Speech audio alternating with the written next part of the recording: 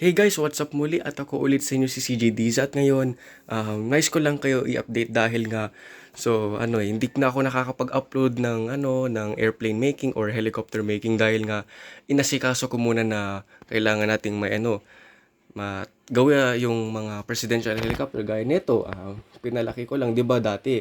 Maliit lang 'to. Ngayon mas pinalaki ko na po. Pero kasi mas maganda, mas malaki ganito kagaya nito, no?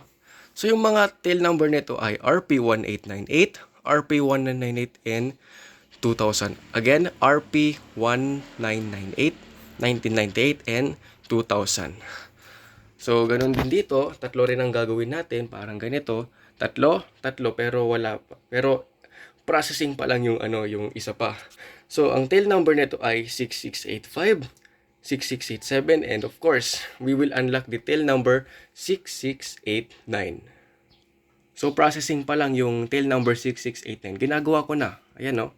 So, ito na po siya. Ganito rin. Same din na color.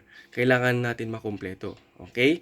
Yung, nito, helicopter. And of course, may potential din na, same procedure din sa, gawa sa handmade yung S-70 Black Hawk na nag-e-escort, na nagsisilbing nag-e-escort sa presidential helicopter sa tuwing sumasakay ang pangulo sa helicopter. Ganito rin po, pero iibahin natin. May potential na gagawa rin tayo. And then, siyempre, meron tayong dito, box. Dito natin ilalagay yung Black Hawk na operated ng 250th Presidential Airlift Wing. So, balang araw gagawa na rin tayo after natin ng pagkatapos ko tong gawin tong presidential helicopter. So, yan lang po. Thanks for watching and I hope you enjoyed this video. Bye-bye!